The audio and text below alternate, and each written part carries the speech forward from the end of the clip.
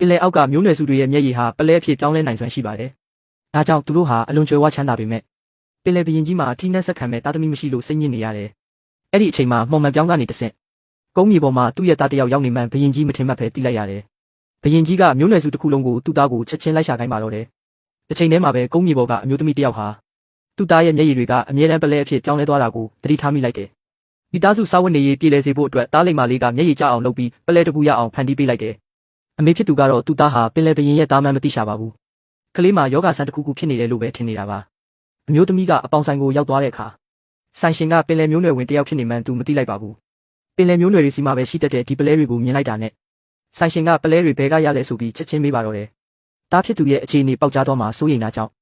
အမျိုးသမီးကပလဲဘူးကိုအမြန်ဝက်ပြီးပြန်ဖို့လုပ်တယ်။ဆိုင်ရှင်ကဟိုမျိုးသမီးတန်တရားမဝင်အောင်ပတ်စံများကြီးချက်ချင်းလွှဲပေးပြီးပလဲတွေကိုဝယ်လိုက်တယ်။ပတ်စံရတာနဲ့အမျိုးသမီးကအမြန်ပြေးထွက်သွားတယ်။သူမသိလိုက်တာကတော့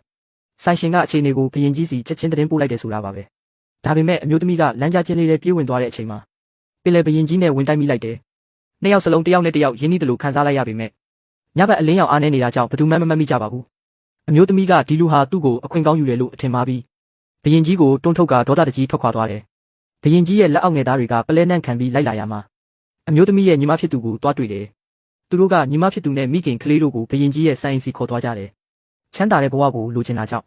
ညီမဖြစ်သူကသူ့အမနေရာမှာဝင်ပြီးအယောင်ဆောင်လိုက်တယ်။အစပိုင်းမှာဘရင်ကြီးတန်တရားဝင်ပေမဲ့ပင်လယ်မျိုးနွယ်ပိုင်းပလဲတွေကိုကင်ထားတဲ့ကလေးလေးကိုမြင်လိုက်ရတော့ယုံကြည်သွားတယ်။ဒါပေမဲ့သူရှိကအမျိုးသမီးညီမဖြစ်သူကိုတော့စိတ်ထဲကနေမလိုလားသလိုခံစားနေရတယ်။တကယ်တမ်းသူရှာနေတဲ့အမျိုးသမီးအစ်စ်ကတော့သူ့ကုမ္ပဏီမှာအလုပ်လာရှောက်နေပါတယ်။တကြီးဆွဲတဲ့နေရာမှာပါရမီပါလုံးတာကြောင့်ပထမအဆင့်အင်တာဗျူးကိုအလွယ်တကူအောင်မြင်ခဲ့တယ်။ဒါပေမဲ့ဒုတိယအဆင့်မှာတော့ညီမဖြစ်သူရုတ်တရက်ရောက်လာတယ်။သူ့လှုပ်ဝက်ချက်ပေါက်ကြားမှာဆိုလို့ညီမဖြစ်သူကတထေးကတော့ဆိုတဲ့ဂုံကိုတုံးပြီးချက်ချင်းပဲအနှောက်ယှက်ပေးပါတော့တယ်။အမျိုးသမီးရဲ့အင်တာဗျူးအောင်မြင်မှုကိုဖျက်သိမ်းလိုက်ပြီးတက်တော်ဆောင်တွေကိုခေါ်ကာသားမိနှစ်ယောက်လုံးကိုမောင်းထုတ်ခိုင်းလိုက်တယ်။အဲ့ဒီအချိန်မှာပဲဘရင်ကြီးရဲ့ရင်ဘတ်ထဲစုကနေနာကျင်သွားပြီးသူ့သားအန်ရရှိနေမှန်းချက်ချင်းသိလိုက်တယ်။ကုမ္ပဏီကိုအပြေးသွားကြည့်လိုက်တဲ့အခါသူ့သားရဲ့မျက်ရည်တွေကပလဲအဖြစ်ပြောင်းလဲနေတာကိုတွေ့လိုက်ရပါတော့တယ်